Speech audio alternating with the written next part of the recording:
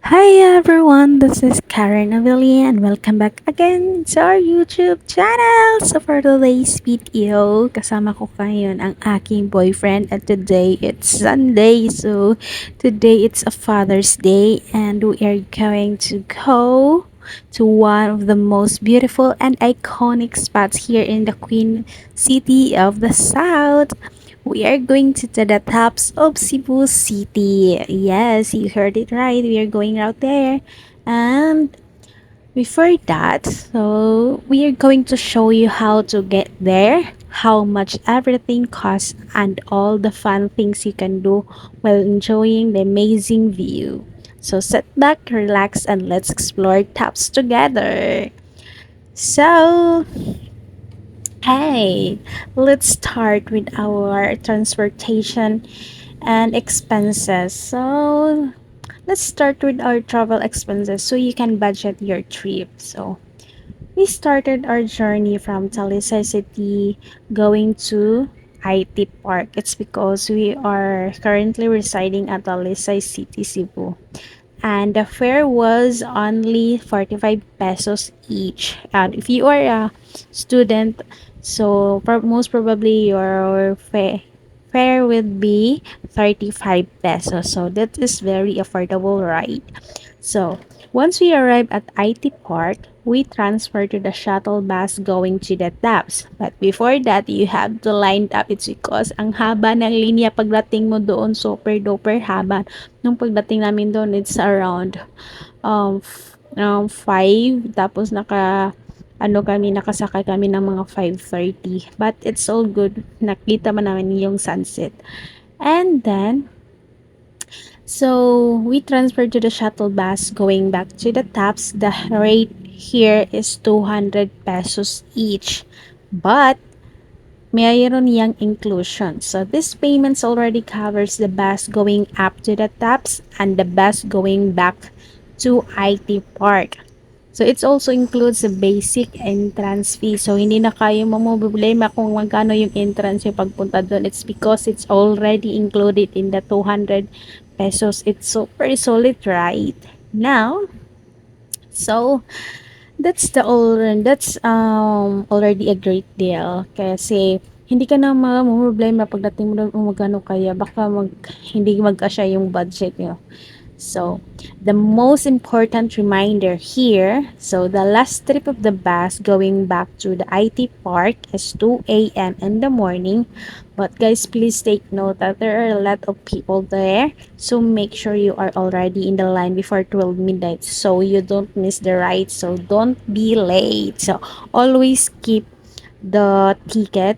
Bibigyan kayo ng ticket pagdating nyo doon. Meron kayong just a little bit of orientation before you get down the bus when you get there kasi i-orient kayo ng hanggang 2 a.m. lang yung bus and then yung ticket nyo kailangan nyo i-keep kasi pag nawalan nyo na yan you have to pay another ticket kasi nga 'di ba naman para meron kayong the ticket is a proof that talagang sumakay talaga kayo sa bus kasi maraming din pumupunta doon na naka-service lang.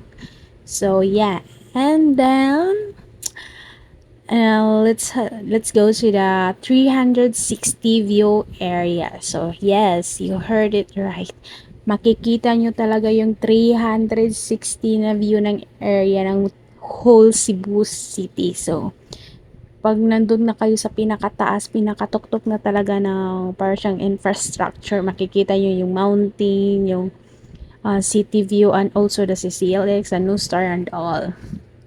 So, if you want to see the full breathtaking view, you have to go up the stairs. This is where you get the perfect 360 view of the Cebu. So, kailangan nyo pa talagang pumunta sa pinakataas, mga siguro mga 5th floor. So, to enter this area, there is an additional entrance fee. Okay, so for the regular rate, so you have to pay 50 pesos. But if you are a senior citizen or the PWD, so you only need to pay 35 pesos only. So It's so worth it because you can see the mountains, the city lights, and the ocean all at once. So the view is just an spectacular. Yes, I know it.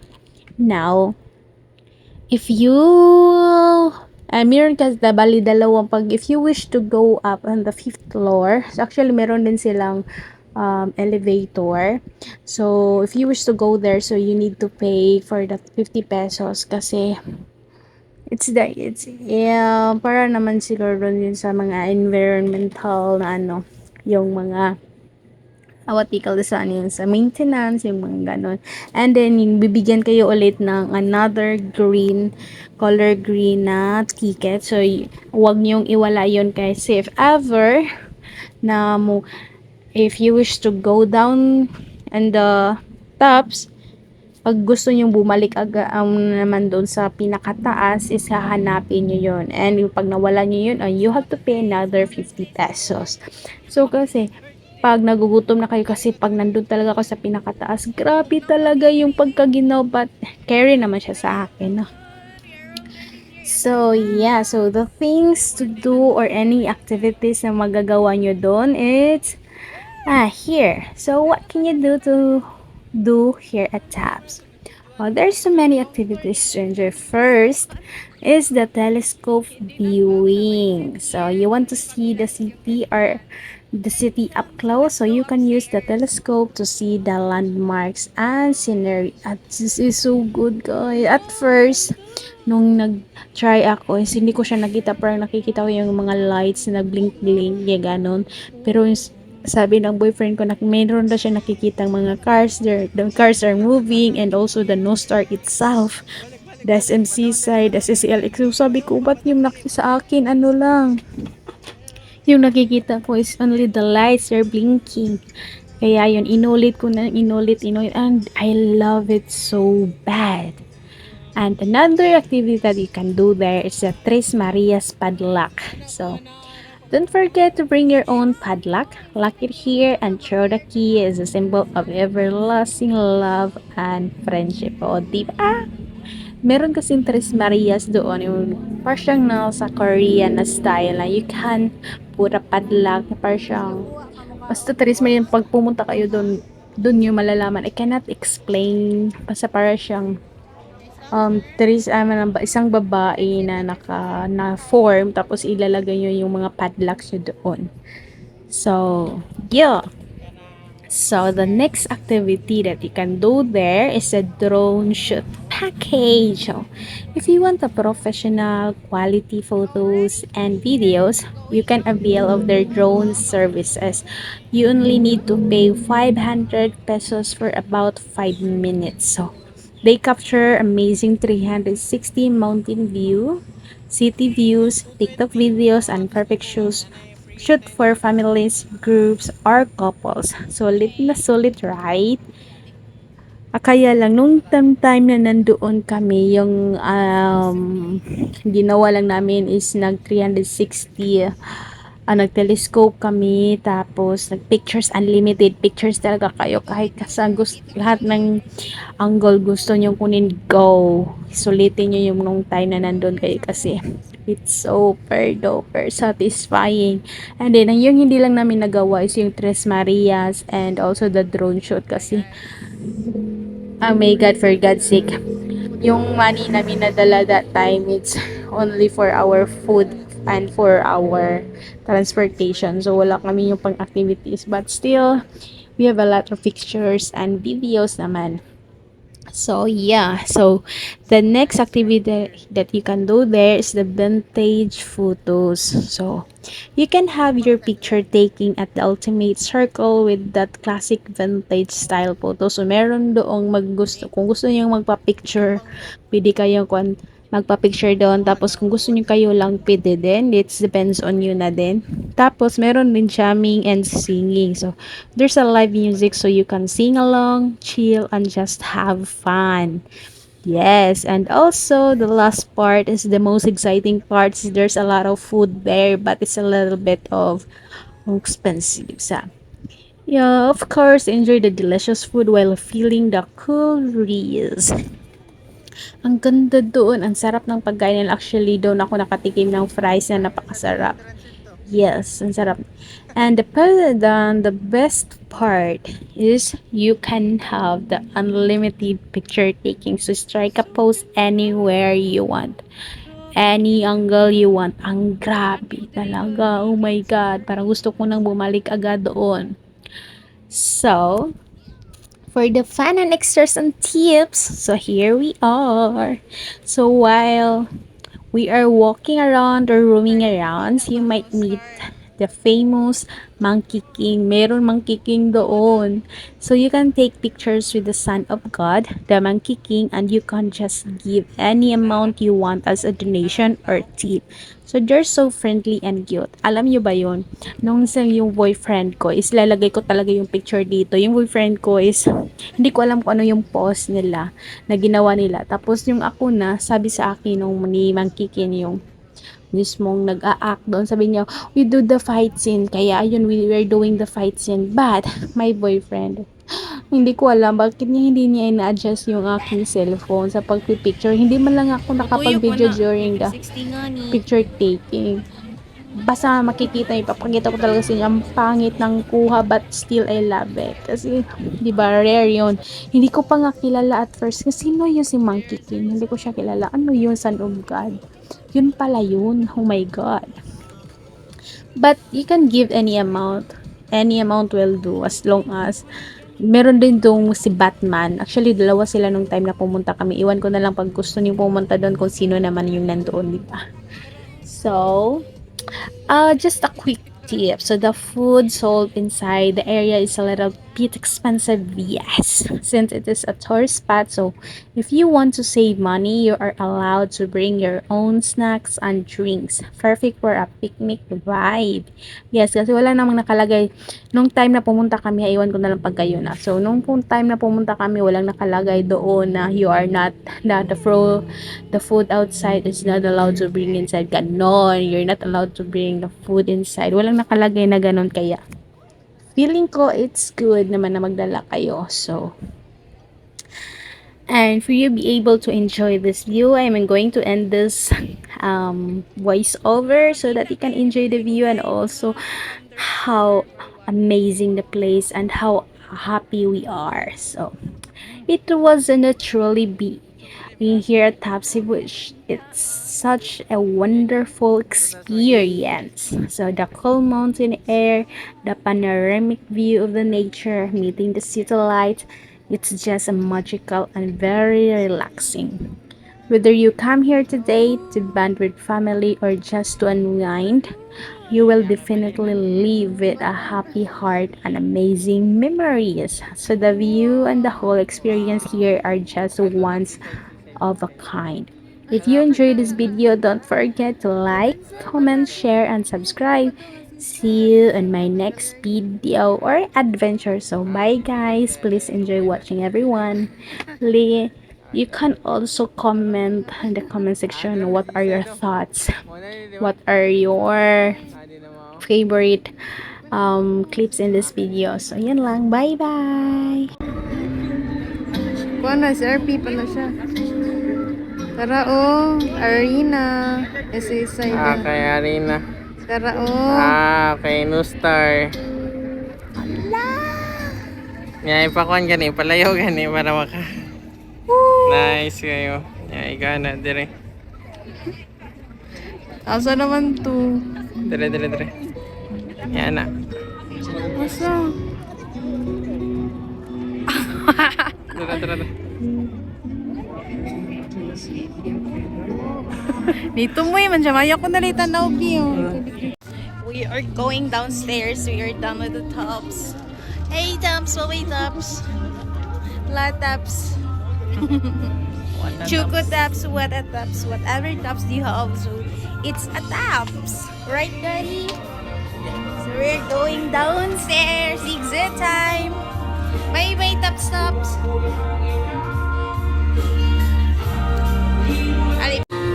Hindi ko na siya na-play. Na-play na niya.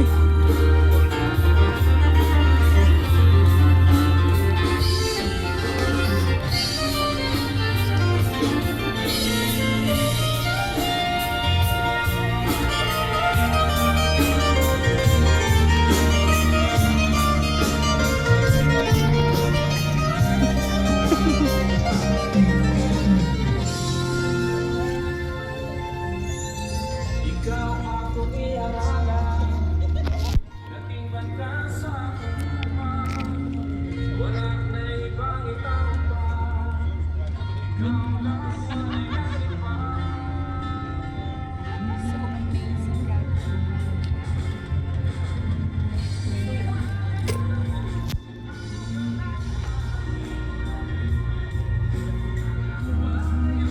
palayo ko ha. Ganito pa ba ko? I-zoom 10. Yan, man ko. 1, 2, 3, 4, 5, 6. Manang, woo!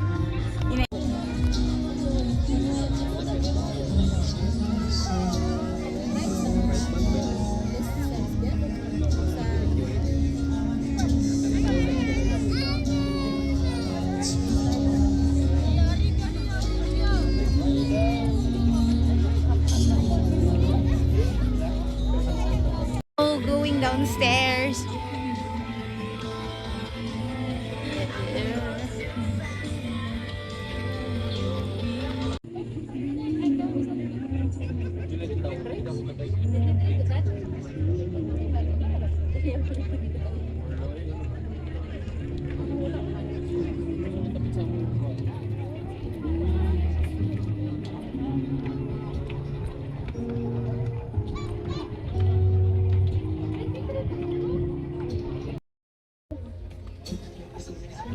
You go first. You go first. You go first.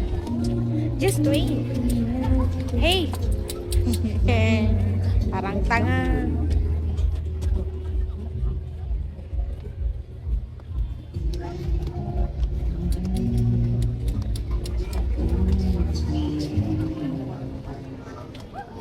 We're going downstairs to eat some food. It's because we are so hungry. Oh my God, ang ganda! So this is your view sa likod. It's the city view and the front is the tops view, and it's so good. It looks so good. It looks so nice. This is super nice. Daddy!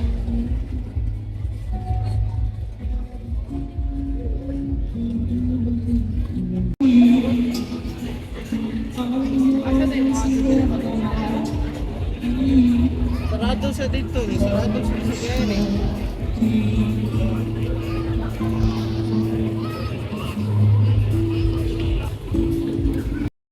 Going downstairs. Ganda ng kanilang stairs. Saan pupunta pagkakain? Zalayas. And that is all. Let's go.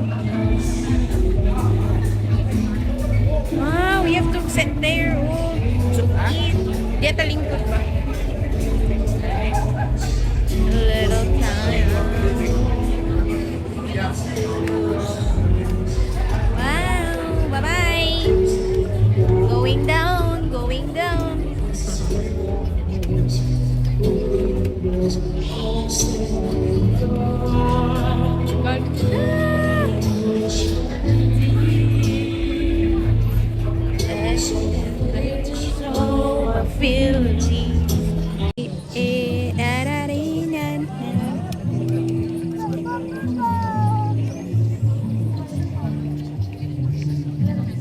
Ay, nagkaunog mais. Dire yan.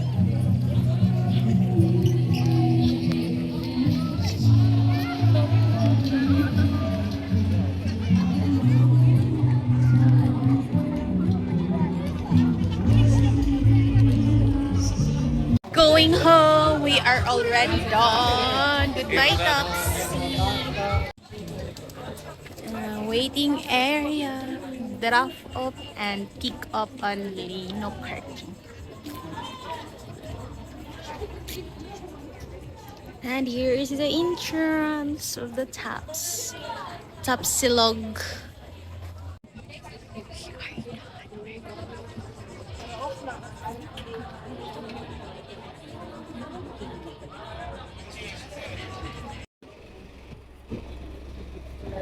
Thank you so much. You cannot sit in the front. It's so... Ay, sorry. Excuse me.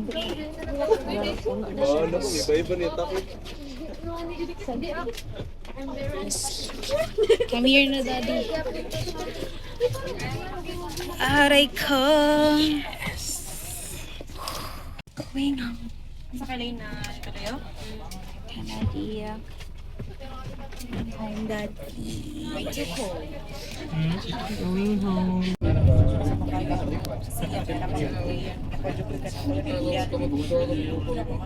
We're done. Ah. Thank you. Aray ko pa. We are done. Bye, Topsy. Oh, bye, Top Stops.